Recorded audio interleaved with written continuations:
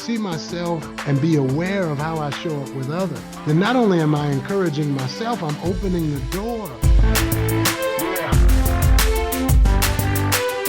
Welcome, everyone, to the Driving Vision podcast brought to you by the Zeigler Auto Group. And here with me, Auto Group Director of Talent Development, Mike Van Ryn. Welcome, Mike. Hey, thanks, Sam. Be sure to subscribe to the podcast, like it if you do, and leave a comment.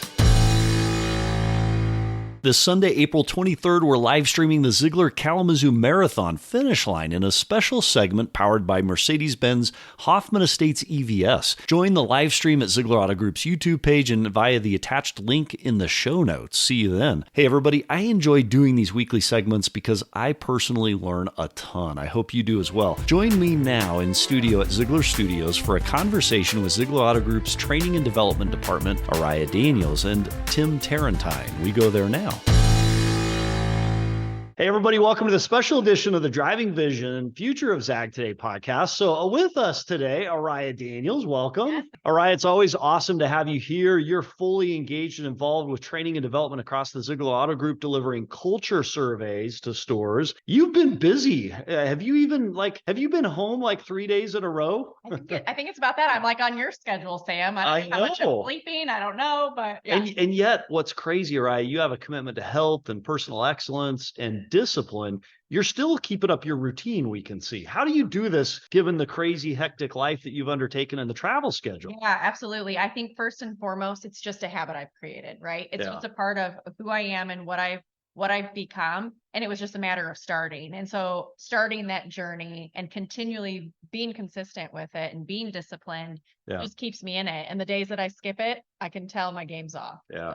So I'm curious, just for my own personal curiosity, how many people across the Zeigler Auto Group as you travel say, hey, how do you keep up that routine and teach me? Like, how many people would you say you're kind of mentoring in greater health and wellness? I always hope that no matter what I'm putting out there on social media or whoever I'm trying to make an impact on, that it's everyone, regardless if it's making a direct impact on them in the moment and in this kind of moment in time, versus maybe it's something in a few months where they remember kind of, oh, hey, I see that she was doing that, or I saw that she's working out, or whatever it is, right? Yeah. So I think no matter what, and definitely with the topic of today of self-awareness, it takes everyone a different spot in their life, wherever they are, to become self-aware about what's important to them. And at a point in my life, I knew that I needed to start being self-aware about the way that I was showing up for myself and for the people around me. And of course, health and wellness was just something that obviously that's where it starts for me. That's where it starts for a lot of people. And everyone really can take that in to know that like doing those things that you need to do for yourself is how you are better to be able to be a leader for others. Well, I know you've made a huge impact for many. I loved the interview we did at Mercedes-Benz with the office staff there, the crew there, and they talked fondly about the impact you've had on them and challenging them to not only to have a voice and to make a difference, but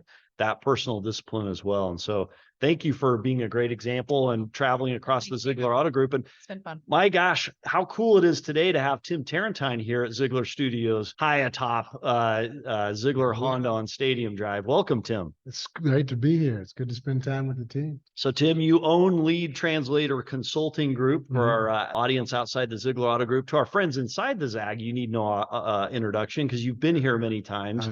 So let's do it. How are you this week driving vision across the Zeigler Auto Group? What I have enjoyed, and thank you for having me, both of you, what I've enjoyed talking to the teams this week about and what's on my heart is helping us see ourselves more clearly so that we can actually bring the change we want to see to the world. A lack of self-awareness is in the way of our leadership. It is a problem across the board. There's just so much blaming and shaming and excuse making and external pointing that we're not seeing our way to solution. Even on the smallest interpersonal conflicts, all the way to global economic, social, political problems, a lack of self-awareness is at the heart of our challenges. You know, Tim, you bring up a great point. What is it about world politics and current events and social media? Like self-awareness isn't cool, right? We look at politics and they lean so extreme in any direction that they're almost proud of not seeing reality or truth. Wait, what is it about politics and social media that disincentivizes self-awareness? I think it all comes from pain. I don't think it's pride. I think it's pain. I think every human wants somebodyness. Want somebody what? Somebodyness. Wants to feel like I am somebody. And there's just so many people who don't feel heard. They don't have places and environments where they're seen. Yeah. And a human being will do anything to survive, to feel alive. Yeah. Right? At the corner of happy and healthy, I told the class, Walgreens, CVS, the line is long for anxiety and stress and to get medication when really that's all deadening. That's not my goodness, that's deadening it. Yeah. When some self-awareness and some courage driven by that self-awareness to have some difficult conversations, we probably could live a lot less stress-filled. Yeah. Right? And so in the workplace, it matters because conflict is costly. Leaders who cannot see themselves opening the back door of every organization, and people are leaving leaders. They're leaving a feeling that they get from managers and bosses who cannot see themselves. And so what we want to do is sharpen that view of how I see myself. And if I can see myself and be aware of how I show up with others, then not only am I encouraging myself, I'm opening the door for trust and for relationship and for excellence. Yeah. Without that self-awareness, we are in a hamster wheel of stupidity. So before, and I love that quote. Isn't that awesome? Yeah. But before we go into the how you get there, if politicians and people on social media aren't a great source for seeing self-awareness, that's right. Who can I look to that not only to kind of model that behavior, but then to also self-check? Yes. Am I self-aware? Because by definition, if you're not self-aware, you don't know it, right? Yeah, right. You said something during class today, Tim, that I thought was really valuable. You said looking in the mirror hurts, but it pays off.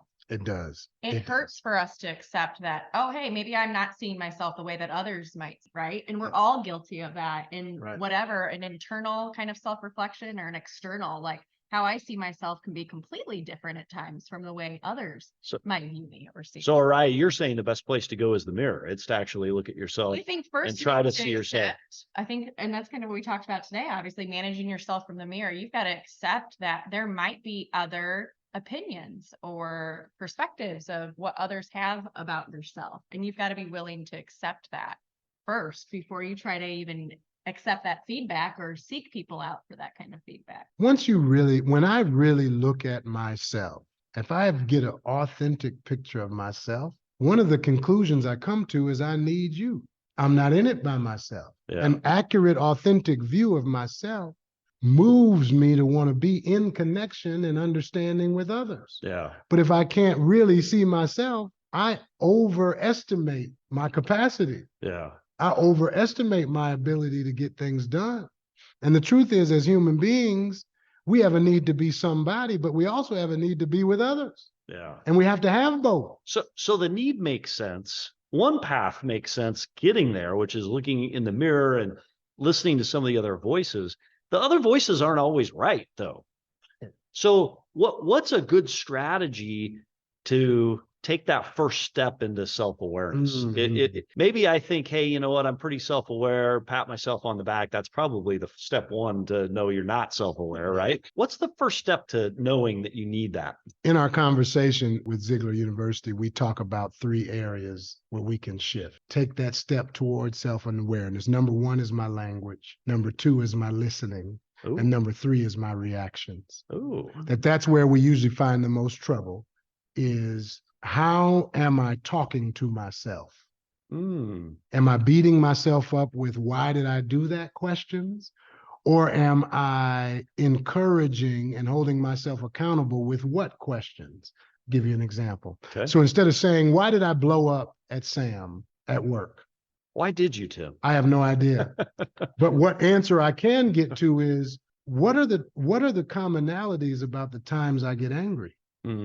That if I can change why to what, and assess my own patterns, what are the behaviors, what are the conditions, what are the ways in which I show up in ways I'm not proud of, if I pay attention to the pattern, instead of the why question where I go to beating myself up, shame, blame, victimhood, villainhood, right? Turning into a hero. Why takes me in the mirror is not a good question. If I shift my language to what, I can change my behavior. That's a great point, and it actually relates to a quote I love. The quality of our questions determines the quality of our relationships, right? Absolutely. So turning the quality of our questions, Ariah, you're really good at this. Any questions that you ask yourself that help keep you in check as it relates to self? That's a tough one, and I can't say that. How about I putting you don't on the spot, huh? have the answer directly for that one. Because I think you're pretty self-aware as it relates to health and fitness, right? Sure. A lot of people may say, "Hey, why me? Yeah. Why me?" Why? Right? Yeah. Well, Yeah. the perfect example is, why didn't I work out this week like I said I would? Yes. Instead of, what are the conditions that will make sure I get, what do I need to move to make sure I get up every morning at that It time? resonated with me today, right? Because a lot of people will go immediately to that why and that negativity of, oh, maybe I don't have the resources. Well, anyone who's in that kind of why mentality, it's a lot easier to get on the side of what and go to the root of those things. What? Of what? Yeah. What is keeping me from doing that? What is really the root cause? What's in the way? It's in the way. Yeah. It's really what Instead we're of trying why. to find. All right. Let me try this one on you, and it relates to health and fitness. My question for health is, I don't have time. So it's like, you know what? I didn't work out this morning because travel, work, other commitments. Obviously, that's complete bogus, right? We know that. So how do I change that question into a what question? I might ask, what is the difference between Ariah's 24 hours and mine? Oh, that's really good. And right. So what choices are being made about those 24 hours? Yeah. In your case, right? Because again, this is about what moves me toward the person I want to be. So, Ariah, you have a social media presence. Do you have a 24-hour webcam so I can fully answer that? I do not. Oh, thank goodness. All right, that's good. That would probably be a bigger problem. That's another version of the Driving Forward podcast. That's right. That's right. Yeah. It's not advisable. So that is awesome. What's the next step? So well, I think, so my language is important, but also how I listen. Yeah. Because I get my sense of who I am from my interactions with you. Yeah. I don't even know who I am unless I interacted with others. Yeah. And so listening is really important to understanding myself. And most of us, we don't listen very well. We don't listen as if we're aware. We're already rehearsing what we're going to say next. We're judging. We're advising. Some of us are literally dreaming while other people are talking. Our body's in the room, but our mind is across the street. All right, fine. I was hoping that I'd figure out a way to finally consistently work out as you're talking. That's terrible. Right? Yeah. Seriously. Like it. So I'm becoming self-aware, Tim Terrentine. Thank you. This is why we're here, Sam. That's why we're. But think about how many ways. Coach Jess, there's hope.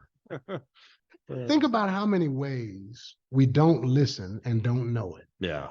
Well, and you can tell when somebody's not present with you and not listening because you do get a little bit of, you just asked a question that made no sense. It was not a dance with what I just said, right? Right. It's just, And by the way, that actually diminishes a relationship too. If I can tell that you're not listening to me and you're thinking of something else to say, we're in less relationship, less sync together, right? Right. Well, and here's the thing. If I can't hear you, how in the world am I going to get quiet enough to hear me? I'm first to admit that I'm guilty of this, and identifying and advising are the two that I gravitate towards. When I'm listening, I'll listen in a way because I'm such a fixer that I'm already thinking of a solution without hearing the entire problem first. And so that's something that I've become self-aware about. Even just in talking today, I'm thinking like, oh gosh, these are the things I'm identifying, and I'm going to fix them without listening to the whole problem. Yeah. And isn't it great that listening to a podcast like this, hearing your vision, it helps us make commitments to ourselves. You made a great comment just now. If I can't get quiet enough to listen to you, how will I be quiet enough to listen to me? Why is listening to me that important? Because over time we lose our compass. Life has a way of infiltrating our vision where other people's, other interests, other competing values, we start to creep away from who we desire to become.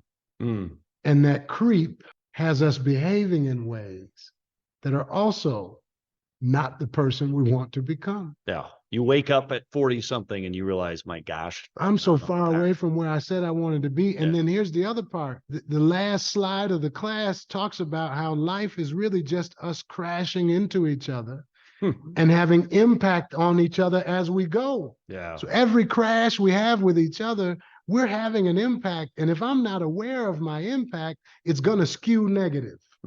Interesting. Yeah. Because that's what that individualistic thing has us doing some really selfish stuff with each other. But that's not what makes teams go. Yeah.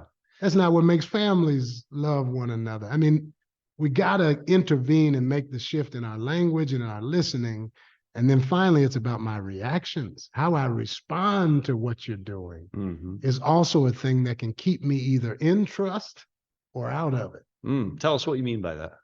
So think about it. Like, all of us have internal injuries, traumas, histories, things that hurt. And when others step on them, we overreact. Yeah. There's a reaction that's bigger than what seems appropriate. Now, emotional IQ is learning how to control that, moderate that, understand that. That's grad school. Yeah. Basics is, do I even know I'm reacting? Yeah. Yeah. Right? Yeah. And so many of us don't even know. That's right. We just have these reactions, and think about how many relationships, teams, processes, plans, outcomes have been derailed because of an individual's reaction to something. Yeah. Oh, I can tell you. Yeah. That's absolutely right. Yeah. It's huge. The impact these three things have on our lives. And so all we're saying is, can you be intentional about your language with yourself in the mirror, the way you listen, and how you respond? And if you just take those three areas and say, how do I get 1, 2, 3% better every day? More focused in my listening, eliminating those blocks to my listening. Ed Milet, one more. Yeah, right. One more. So I want to bring up a quote that is a little off topic, but it brings us back. Yes. So Brene Brown, have you read Brene Brown? Love her. We brought her up in the Man in the Arena speech at Performance Group for the finance crew. We read that. To me, it's a beautiful speech. That's right. We actually played her part of the TED Talk where she talks about that. And at the very end, she talks about, for those listeners, we'll put it in the show notes. Do you remember the quote well enough to recite it? I can't recite it. I don't either. But it basically is, if you're not in the arena, you don't have the right to criticize me, right? That's right. And part of being self-aware is understanding, am I getting feedback and am I connected with my team who is in the arena, and we're bound together by a common goal, working towards a common goal together, and putting the voices of those in the arena outside a little bit. And the finance performance group clapped at the part of the talk where she says, you know what? If you're not in there with me, face marred by blood and sweat, as the quote says, I don't care about your vote or your opinion. And she said it in a very strong and different way. Right, yeah. Thoughts on that as it relates to self-awareness? Yeah, and I agree that it starts with me. And I think that sometimes we've gotten in a habit where we close off the arena. And the truth is, we could be inviting more people to come play. Ooh. Move them from spectators to in the action. By invitation. That's right. Yeah. And so... Because actually, to something you said earlier, deciding whether they're in the arena or not requires judgment, which doesn't help on the self-awareness. Yeah, you have to be a very self-aware person to invite fans into the field of play. Yeah, well, or not fans. Right, or non-fans. Yeah, or critics. It's not the critic who counts. If I'm a person in the stands who thinks I have some potential to play, I want to be around a leader awake and aware enough to invite me. Not to just look at my actions while I'm criticizing, but look at me, the human, and ask some different questions. And that goes back to those wounds, right? So an aware leader can see the wounds from the person in the peanut gallery. That's right. And say, hey, look, I understand this person is reacting because of some history, whatever that history might be, and I'm going to invite you in through language. Yes. Oh no, help me, Ariah. Language, listening, and reactions. Well, and remember this now. And react. For us gladiators, I love the imagery. We're but one step away from having a seat in the stands ourselves. So a little grace and empathy would help too. It's called retirement, right? Whether it's in place or not. Because Father Time is undefeated. You won't always be the man. Oh, come on. That's not true. That is so true. Right? Here, perspectives valuable. Human perspectives are valuable.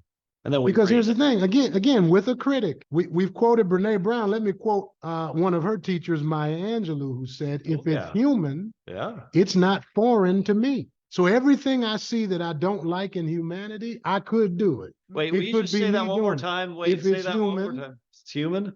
It's not foreign to me. I am capable of everything I see in humanity. So lest I get arrogant and think I'm always on the winning team, my goal should be to be aware and be empathetic and be inviting, so that others can become what I'm becoming or who they should become, right? And so I'm I love the conversation because there's a natural disjointedness in that. There's irony or paradox. That's right. In having a team that is as competitive as we are. Yes. And yet we also hold as a high ethic the ability to compete without competing, right? Together. Competing to the betterment of us all. And that is a tough line to walk. Competition and empathy are not enemies.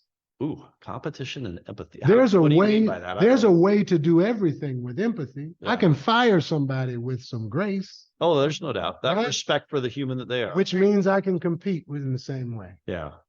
No, we believe that. We hold that as right. And so the problem is because we're not self-aware, we say it and we don't do it. Yeah. Self-awareness helps you align what you say with what you do. Yeah. And that's why that mirror piece is so incredibly important, because we'll look up and we'll be saying one thing, but what our people are experiencing can be completely different. Well, as we conclude the podcast, we probably need to play Michael Jackson's Man in the Mirror just for fun, right? Hey, listen, I'm telling you, we charge for that. Let me tell you, you can get a band, we can sing it for you. Yeah, we can't really use that because there's copyright on that. But you have given us such great keys. Language, listening, reactions. And you were helping me because you thought I wouldn't get 2 and 3, but I was listening. Good. And I'm reacting positively, right, Ariah? Yes, I'm really I love it. And one of these days, I am going to start asking the what about the daily exercise. That's right. I'm going to change. It's all about the mirror. If you're standing in the mirror, why probably isn't helpful. Yeah. Okay. Scale 1 to 10, how good are you at singing? Can you sing our way out to a Man in the Mirror? Well, that's for everybody else to determine. Ariah, any singing skills? I am good with karaoke, but not. Yeah, I wouldn't do it. Because there's just, I don't think people would like for me to end the song singing. But you come see me live somewhere. You check that out. Tim Terrentine, you've given us such great nuggets. Thank you for the information you've given us. Team Zeigler, everyone across the Zeigler Auto Group that gets a chance to be a part of one of these sessions with Tim and with Ariah, run, don't walk, run. And if you're outside our auto group listening to this on our external podcast, you can reach out to Tim Terrentine through Translators Consulting Group. Tim, tell us how the general public can reach out to you. Sure. Just go to translators.cg.com, translators.cg.com. And you can get in touch with me or the team there. Our trainings are all available. We're working with organizations to create understanding where there's confusion. And self-awareness is one of those areas. So we're glad to do it with Zeigler. And today we used language to hear what you're saying and to take action on it. Tim Terrentine, Ariah Daniels, thank you. Thanks to Ariah Daniels and Tim Terrentine for contributing to this week's podcast. Remember to join the Driving Vision podcast Zeigler Kalamazoo Marathon Finish Line live stream Sunday, April 23rd via the link attached in today's show notes. And until next week, how are you driving vision today?